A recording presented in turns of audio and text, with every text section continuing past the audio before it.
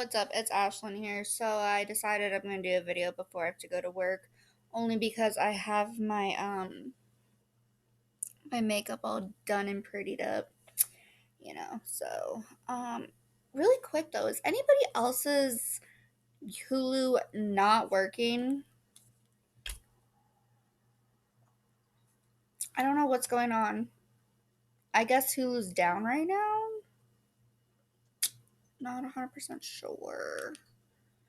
What I do know is it sucks, especially when you're in the middle of a show and it just stops.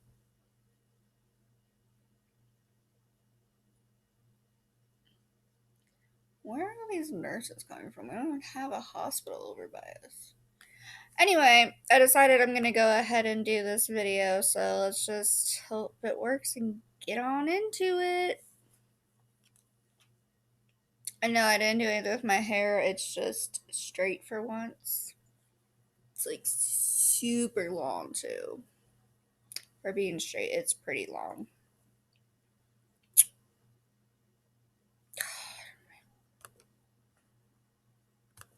Skip this. Hey everybody, this is Darren Van Dam, and you are watching Flick Connection, the show that helps you get more out of movies, and today we're going to be talking about all of the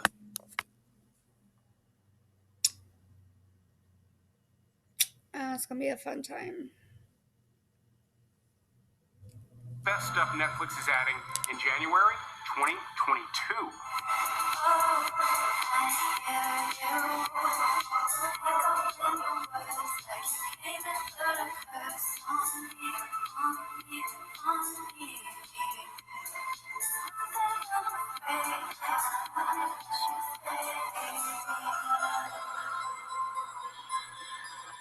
So I don't know about you, but 2021 went by very fast. It was a very full year, a lot of stuff going on, but it went by very fast. 2022 is already here, and because it's the end of the year and start of a new one, a lot of licenses with Netflix end and begin, which means they're adding a ton of new stuff right on January 1st. So the lineup for this particular video is going to be my top 10 picks out of everything they're adding on the first. There's going to be familiar movies you've either seen or heard of. We'll be going through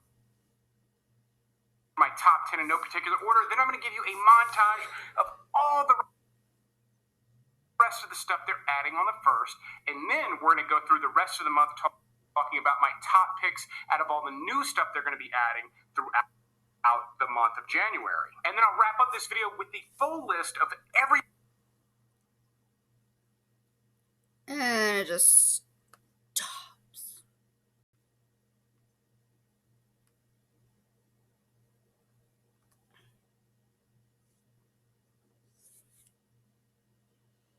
greens. I find it's easy for me to get plenty of protein. Nobody cares about your protein.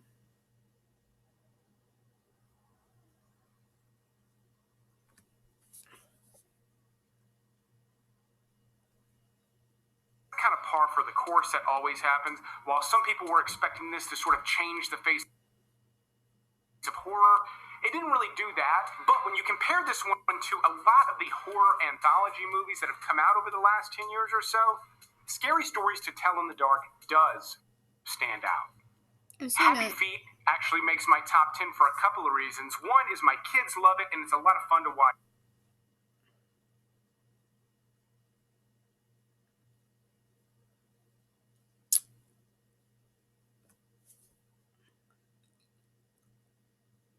Many great fantasy elements and characters in this big epic story that goes in directions unlike anything else. It's really unusual, yet it's tight, packed together, and it manages to work despite how bizarre and strange it is. One of the more heartwarming things Netflix is adding this month as well, making it a really good watch, even if you've seen it more than once.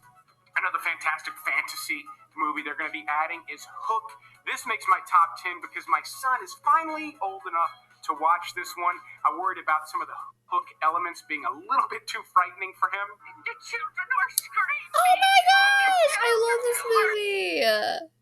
I love Hook. Hook is my favorite. I don't know, did I just... Los Angeles Lakers select Magic Johnson.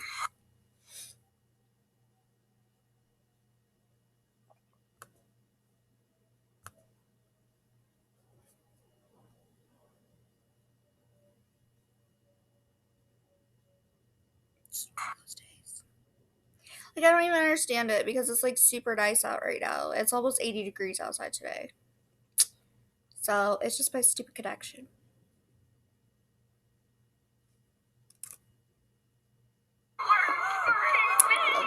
But he likes really creepy stuff, and I think he's old enough now to enjoy this Steven Spielberg iteration of Peter Pan. I find it to be a really magical movie for multiple reasons. It's got some really classic stuff like Rufio in it, but also just a really amazing performance from Robin Williams and a really fantastic production design as well. It's a stunning movie even to this day. It's been a while since you've seen it and you grew up on this movie the way I did. This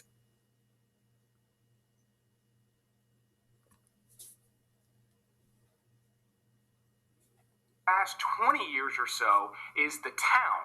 The Town is based on a novel called Prince of Thieves by Chuck Hogan, but what I really like about this movie is its depiction of Boston. While I don't have a ton of experience spending time in Boston, I felt like everything was very authentic. I love that there's a heist at Fenway Park. The car chases and things aren't hyped up. They're not big Hollywood. Everything feels very real and grounded, and you feel like this is probably what it's like to go on a heist with career criminals like these guys. So top-notch stuff there. A really rewatchable heist movie in my opinion, but believe it or not, it's not the last one in my top 10 here. They're also going to be adding Taxi Driver. At one point, this is one of my favorite movies, but it is a hard movie to watch and kind of an even harder movie to recommend for mass audiences. However, if you consider yourself to be a movie buff whatsoever, even just a budding or aspiring one, Taxi Driver, I promise you, is required viewing. And since Once Upon a Time, this was one of my favorite movies, I've got a ton of fun facts about it. I'll tell you one in this video.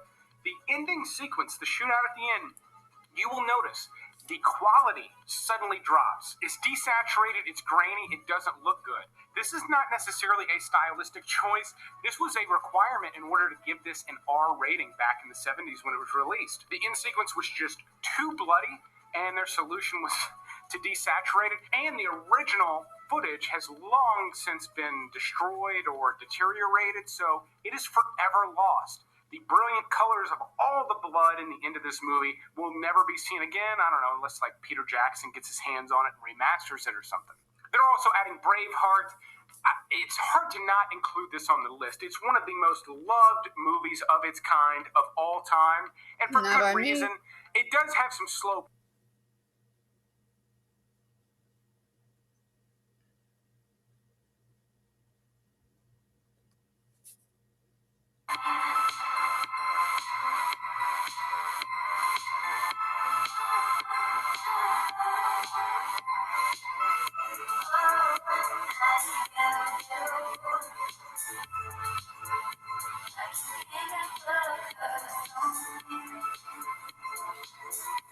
Yes.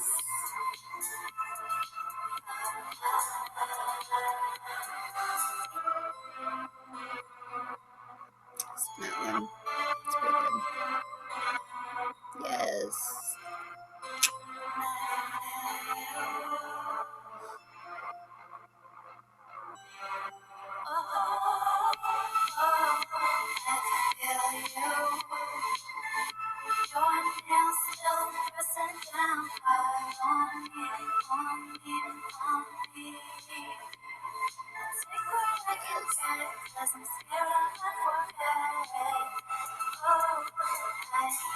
Love the Terminators so much. Yes.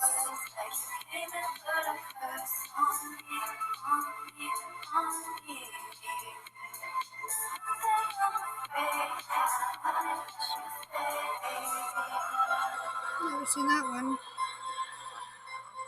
Yes. Oh my God. Never seen that actually.